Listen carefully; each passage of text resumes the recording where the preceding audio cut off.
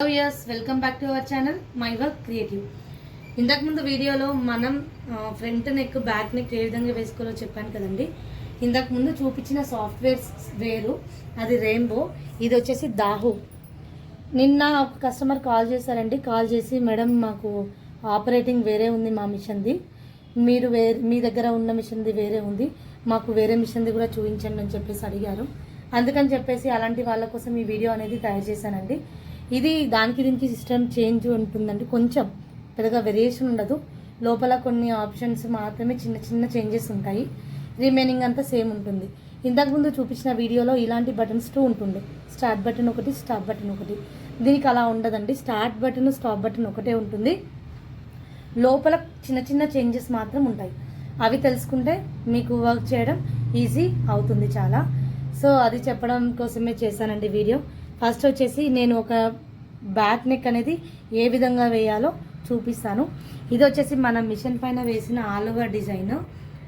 ఇది ఎందుకు చూపిస్తున్నానంటే, ఇలాంటి క్లాత్ 1 మీటర్ క్లాత్ తీసుకున్నాం అనుకోండి, ఒకేసారి మనం బ్యాక్ నెక్ అనేది వేసేసుకోవచ్చు. ఇలా ఇంకొక సైడ్ ఏదైతే ఉందో అటు సైడ్ 2 హ్యాండ్స్ ఈ విధంగా వేసుకోవచ్చు. అలా కాకుండా కొన్ని శారీస్లో ఎలా వస్తుందంటే క్లాత్ పొడవు చాలా వస్తుంది, అడ్డం పన్నా చాలా తక్కువ వస్తుంది. ఇప్పుడు ఇలాంటి వాటికి అయితే బ్యాక్ ఫ్రంట్ హ్యాండ్స్కి కింద హ్యాండ్స్కి ఒకటి, బ్యాక్ కింద ఒకటి జాయిన్ చేసుకుంటే సరిపోతుంది. ఓన్లీ నెక్స్ అడిగినప్పుడు ఇలాంటి పన్నా ఉందనుకోండి, దానికి ఇక్కడ సైడ్ ఒక జాయింటింగ్ వేసుకోవాలి. ఇలా పెట్టాలి అనుకుంటే ఫ్రేమ్లో అక్కడ సైడ్ ఒక జాయింటింగ్ వేసుకోవాలి. కాబట్టి అట్లా ఏ జాయింటింగ్ లేకుండా ఒకే ఫ్రేమ్లో ఫ్రంట్ బ్యాక్ ఎలా వేసుకోవాలో ఈ వీడియోలో మనం చూసేద్దాం. ఇది వచ్చేసి కస్టమర్ దండి బ్లౌజు. వాళ్ళు వచ్చేసి హ్యాండ్ బార్డర్ ఉంది, బార్డర్ వద్దని ఉంది కాబట్టి హ్యాండ్ వద్దని చెప్పేసి అన్నారు. సో నాకు ఓన్లీ బ్యాక్ అండ్ ఫ్రంట్ 2 వేయమని చెప్పేసి చెప్పారు. సో వీళ్ళ వరకు నేను చేసుకోవాలంటే నేను బట్ట మళ్ళీ ఏం జాయిన్ చేసుకోలేదండి.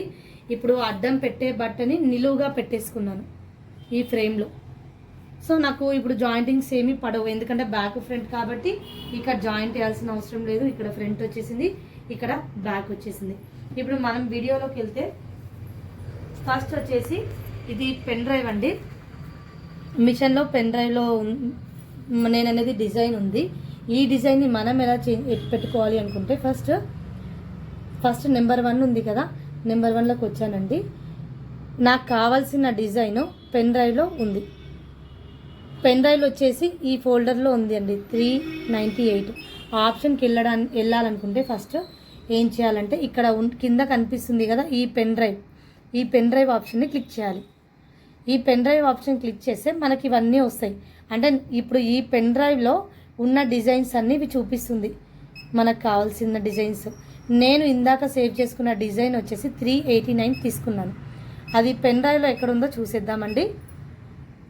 ఇది 389, ఇది డబుల్ క్లిక్ చేస్తే ఓపెన్ అవుతుంది.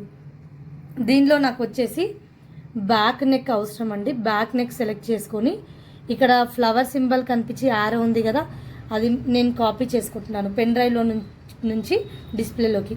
సో దీన్ని క్లిక్ చేసుకున్నాను. ఇది సమ్ ప్యాటర్న్ నెంబర్ 344 అని వచ్చింది. ఇది మనం మాన్యువల్గా అయినా రాసుకోవచ్చు, లేదు ఎలా ఉంటే అలా సేవ్ అయినా చేసుకోవచ్చు. ఇది సేవ్ చేసుకోవాలంటే ఇక్కడ టిక్ మార్క్ ఉంది కదా, దీన్ని టిక్ చేశాను, సేవ్ అయిపోయిందండి. నెక్స్ట్ వచ్చేసి కస్టమర్ బ్యాక్ ఫ్రంట్ అడిగారన్నాను కదా, నెక్స్ట్ ఫ్రంట్ కాబట్టి సేమ్ అదే ఫ్లవర్ యారో మార్క్ టిక్ చేశాను. నెక్స్ట్ వచ్చేసి tick mark. So 2 designs save అయిపోయాయండి.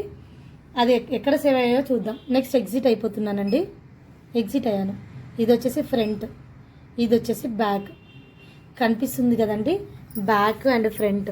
ఇది వచ్చేసి బ్యాక్ ఇప్పుడు సేవ్ చేసింది, ఇది వచ్చేసి ఫ్రంట్. సో మరి మనం డిజైన్లోకి వెళ్ళిపోదాం. డిజైన్లోకి ఎలా వెళ్ళాలి అనుకుంటే ఫస్ట్ నేను ఇది సెలెక్ట్ చేసుకోవాలి కదా, సెలెక్ట్ చేసుకున్నాను. సెలెక్ట్ చేసుకున్న డిజైన్ని ఇక్కడ మార్క్స్ కనిపిస్తున్నాయి మనకి. ఇది చూడండి, ఈ సెకండ్ ఆప్షన్ క్లిక్ చేయగానే డైరెక్షన్ కనిపిస్తుంది, పి అనే సింబల్ కనిపిస్తుంది. పి డైరెక్షన్ ఇలా ఉంది అంటే మనం తీసుకున్న నెక్ ఇలా ఉంది అని ఇక్కడ డ్రా చేస్తున్నాను కదా, ఇలా ఉందని. నేను పీ డైరెక్షన్ని చేంజ్ చేయాలండి. ఎందుకంటే మనం ఇప్పుడు క్లాత్ని అడ్డంగా పెట్టట్లేదు, నిలువుగా పెడుతున్నాం. నిలువుగా పెట్టాలన్నప్పుడు మన పీ డైరెక్షన్ ఇలా రావాలి. ఇలా రావాలంటే పీ ఇలా తిప్పుకోవాలి. నెక్స్ట్ వచ్చేసి ఇది థర్డ్ వన్ ఉంది కదండి, ఇది థ్రెడ్స్ కలర్. చాలామందికి థ్రెడ్స్ ఈ విధంగా ఉంటే కలర్ సెట్టింగ్ అనేది అర్థం కాదు. కాబట్టి నేను చేసేది ఒకటి చేస్తానండి, ఏంటంటే ఏదైతే నీడిల్ థ్రెడ్ లేదో ఆ నీడిల్ థ్రెడ్ ఏదో ఒక నెంబర్ తీసుకుంటాను. అలా కాకుండా నేను ఇప్పుడు కలర్ శారీలో కలర్ కాంబినేషన్ కాకుండా ఎక్కడ ఉందో, అంటే వేరే దారం కానీ జరీ కానీ ఉందనుకోండి, అలాంటి నెంబర్ తీసుకుంటా. ఫర్ ఎగ్జాంపుల్ ఇక్కడ నెంబర్ 4లో వచ్చేసి థ్రెడ్ లేదు, అందుకని చెప్పేసి నేను మొత్తం నెంబర్ 4ని సెలెక్ట్ చేస్తున్నాను. వాళ్ళు మెయిన్గా కస్టమర్స్ జరీ ఎక్కువ వాడమన్నారు, శారీ కలర్ తక్కువ వాడమన్నారు. శారీలో కలర్ వచ్చేసి ఇది అండి, కనిపిస్తుంది కదా, ఈ కలర్ చాలా రేర్ కలర్. సో అందుకని చెప్పేసి నేను ఏమనుకుంటున్నానంటే, శారీలో ఇప్పుడు ఫస్ట్ కలర్ ఎప్పుడైనా సెలెక్ట్ చేసేటప్పుడు మనము నెంబర్ 4 వస్తాను, మొత్తం ఒకే కలర్ కనిపిస్తుంది నెంబర్ 4లో. ఇవి ఒక్కొక్క దానిగా ఎట్లా డివైడ్ చేయాలో చూపిస్తాను నేను ఇప్పుడు. ఫస్ట్ నెంబర్ 1 క్లిక్ చేసుకున్నాను. నెంబర్ 1లో ఇది అంటే దాని లోపల మొత్తం చెక్స్ ఉన్నాయి కదండి, చెక్స్కి అంతా ఒక కలర్ వేస్తుంది. చెక్స్ కలర్ వచ్చేసి నేను గోల్డ్ అనుకుంటున్నాను, గోల్డ్ జరీ. ఎందుకంటే శారీలో ఎక్కువ గోల్డ్ ఉంది, వాళ్ళు సిల్వర్ కలర్, ఇది గోల్డ్ కలర్ కూడా ఎక్కువ వాడమన్నారు, శారీ కలర్ తక్కువ వాడమన్నారు. కాబట్టి అది వచ్చేసి నెంబర్ 11లో ఉంది, 11 క్లిక్ చేస్తున్నాను. నెక్స్ట్ కలర్ చూసేద్దాం. నెక్స్ట్ కలర్ లీవ్స్ అండి, లీవ్స్కి కూడా నేను గోల్డ్ వేయాలనుకుంటున్నాను. సో 11. నెక్స్ట్ థర్డ్ కలర్ వచ్చేసి ఫ్లవర్ లోపల డాట్ ఉంది, ఈ డాట్ నేను గోల్డే వేసేస్తాను. నెక్స్ట్ వచ్చేసి ఇది ఫ్లవర్స్ అండి, అన్ని ఫ్లవర్స్ ఉన్నాయి కదా, ఈ ఫ్లవర్స్ లోపల అన్నిటికీ నేను శారీ కలర్ వేయాలనుకుంటున్నాను. శారీ కలర్ వచ్చేసి మనకు నెంబర్ 2లో ఉంది. సో నేను నెంబర్ 2 అంటే ఈ ఫ్లవర్స్కి మాత్రమే నేను చెప్పాను కదా ఇందాక శారీ కలర్ వేస్తానని, అందుకని చెప్పేసి దానిలో శారీ కలర్ వాడుతున్నాను ఫ్లవర్ లోపల. రిమైనింగ్ శారీ ఫ్లవర్స్కి అవుట్లైన్ అండి, అవుట్లైన్ నేను మెయిన్గా అవుట్లైన్స్కి జరియే ప్రిఫర్ చేస్తాను. ఎందుకు అంటే ఫినిషింగ్ బాగా కనిపిస్తుంది. నెక్స్ట్ వచ్చేసి ఇప్పుడు సెకండ్ దానిలో మనం ఏ పొజిషన్ అనేది క్లిక్ చేసుకున్నాము, థర్డ్ దగ్గరకు వచ్చేసి మన కలర్ సెట్టింగ్ అనేది చేసుకున్నాం. నెక్స్ట్ ఇక్కడ ఆప్షన్ నెంబర్ 4 కనిపిస్తుంది కదా, నీడిల్ వచ్చి దానిలోకి వెళ్ళాలి. ఏంటి మేడం ఒక డిజైన్ చూపించారు మీరు, ఇక్కడ వేరే డిజైన్ కనిపిస్తుంది అంటే ఇంతకుముందు నేను ఈ డిజైన్ వేశానండి, అందుకే అలా కనిపిస్తుంది. ఒకసారి లాక్ తీసి చూసేద్దాం. చూసారు కదండి, మనకు కావాల్సిన ఈ డిజైన్ వచ్చేసింది. ఇది సెంటర్ మార్కింగ్ అండి, టిక్ మార్క్, ఇక్కడ ప్లస్ మార్క్ ఉంది కదా, plus mark centre mark. Next వచ్చేసి ఇది వచ్చేసి పొజిషన్ చూపిస్తుంది, ఇక్కడ రెడ్ లైట్ అది ఎక్కడో ఉంది. సో ఈ రెడ్ లైట్ని నేను ఇక్కడ బ్యాక్ వేయాలనుకుంటున్నాను కాబట్టి దీని సెంటర్లో చేసుకోవాలి. చూసేద్దామండి. అది జరుపుకోవాలంటే ఫస్ట్ నేను ఫ్రేమ్లోకి వెళ్తాను. ఫ్రేమ్లో అంటే ఇది కనిపిస్తుంది కదా, ఒక ఫ్రేమ్ వచ్చేసి ఫ్లవర్ వచ్చేసి జూమ్ది ఆప్షన్ అది. నెక్స్ట్ వచ్చేసి ఈ ఆరో మార్క్ది ఎక్కడ ఉందో అక్కడ రెడ్ కలర్ మార్క్లోకి వెళ్తున్నాను.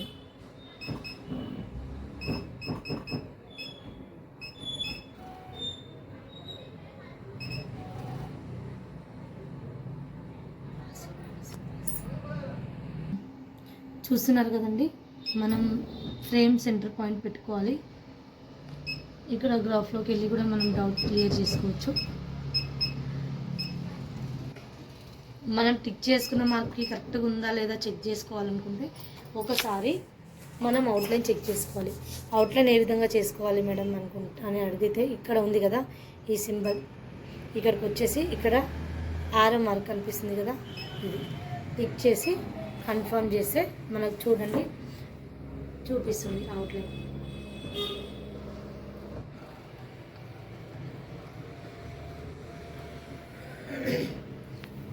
ఇప్పుడు మన మార్కింగ్కి కొంచెమే హైట్ ఎక్కువ ఉందండి, ఒక 1 ఇంచ్ వరకు. ఒకవేళ అంత హైట్ ఉండొద్దు మేడం, కొంచెం ఇంకా తగ్గించుకోవాలి అనుకుంటే, అలాంటి డౌట్ ఉన్న వాళ్ళు అవి అడ్జస్ట్మెంట్స్ అనేది నెంబర్ 2లో చేసామండి. మనం నెంబర్ 2కి వెళ్ళేసి అక్కడ ఎక్స్ యాక్సెస్ వై యాక్సెస్ అని ఉంది కదా, ఇక్కడ కొంచెం కొంచెం తగ్గించుకుంటే సరిపోతుంది. ఇక్కడ తగ్గించుకునే ముందు ఇది ఈఎంబిలోకి మార్చుకోవాలండి. మార్చుకున్న తర్వాత నెంబర్ 2లోకి వెళ్ళాలి. వెళ్ళి ఇక్కడ సింబల్ కనిపిస్తుంది కదా, ఎక్స్ 98 వై 98 సరిపోతుంది. ఇక్కడ మీరు గుర్తుపెట్టుకోవాల్సిన ఒక ఇంపార్టెంట్ విషయం ఏంటంటే, కొంతమంది నెక్స్ చాలా డీప్ ఉంటాయి. అలా డీప్ ఉంటున్నాయి అని చెప్పేసి వెడల్పు ఒకటి పెంచకుండా హైట్ ఒకటి పెంచుతారు. అంటే ఎక్స్ అంటే ఇక్కడ మనం గుర్తుపెట్టుకోవాల్సింది, ఎక్స్ అంటే ఇలా ఈ సైజు, వై అంటే ఇలా. ఎక్స్ ఒక్కటే మనం పెంచి వైట్ పెంచకుండా ఉన్నామనుకోండి, డిజైన్ స్టిచ్చెస్ కరెక్ట్గా సెట్ అవ్వవు. ఇప్పుడు మనం పెంచుకోవాలనుకుంటే 2 105 105 పెట్టుకోవచ్చు, 110 పెట్టుకోవచ్చు, 120 130 అట్లా ఎక్కువ పెట్టుకున్నారనుకోండి, డిజైన్ అనేది అవుట్ అవుతుంది. కొంచెం వేసిన తర్వాత కొన్ని స్టిచ్చెస్లో లెంత్ ఎక్కువ తక్కువ ఉంటాయి. అంటే డిజైన్ని బట్టి ఉంటుందండి. కొన్ని లెన్స్ ఎక్కువ ఉన్నాయనుకోండి, మిషన్ మూమెంట్ ఉండదు, సగం వెళ్ళిపోయాక ఆగిపోతుంది డిజైన్. సో అట్లా అవన్నీ చూసుకోవాలి, ముందే చూసుకొని సెట్ చేసుకోవాలి. ఏమైనా అడ్జస్ట్మెంట్స్ ఉన్నా కూడా ఎక్స్ వై మ్యాక్సిమం ఈక్వల్గా ఉండేలాగే చూసుకోవాలి. ఒకవేళ ఇన్ కేస్ ఛాన్సెస్ ఉన్నాయంటే ఒక 3 to 4 పాయింట్స్ తక్కువ ఎక్కువ ఉంటే సరిపోతుంది, కానీ అంతకంటే ఎక్కువ ఉంటే మాత్రం బాగోదండి. ఇప్పుడు నేను సెట్ చేశాను కదా 98. నెక్స్ట్ ఇక్కడికి వెళ్ళిపోతున్నాను నెంబర్ 4 ఆప్షన్లోకి. మళ్ళీ ఈఎంబిలోకి కన్ఫర్మ్ చేశాను. ఇప్పుడు మళ్ళీ అవుట్లైన్ చెక్ చేసుకుంటాను.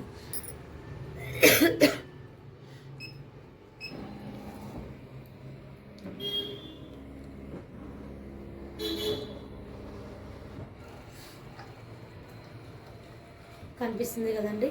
ఇప్పుడు నాకు సరిపోతుంది నేను తీసుకున్న దానికి, అక్కడ నెక్కి. సో నాకు డిజైన్ ఓకే అయిన తర్వాత నెక్స్ట్ వచ్చేసి పొజిషన్ అంతా ఓకే అయ్యాక ఇక్కడ ఉంది కదా, ఎగ్జిట్ వచ్చేసి వర్క్ అనేది స్టార్ట్ చేసేసుకోవచ్చు. కానీ వర్క్ స్టార్ట్ చేసే ముందు ఒకసారి దాని కింద ఫ్యూజింగ్ పెట్టుకోవాలండి.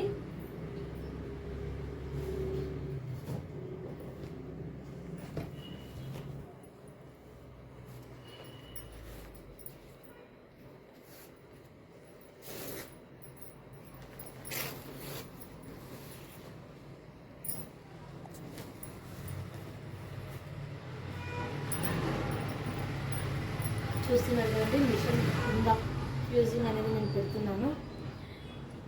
ఫ్యూజింగ్ పెట్టిన తర్వాత వర్క్ స్టార్ట్ చేస్తే సరిపోతుంది. కొన్ని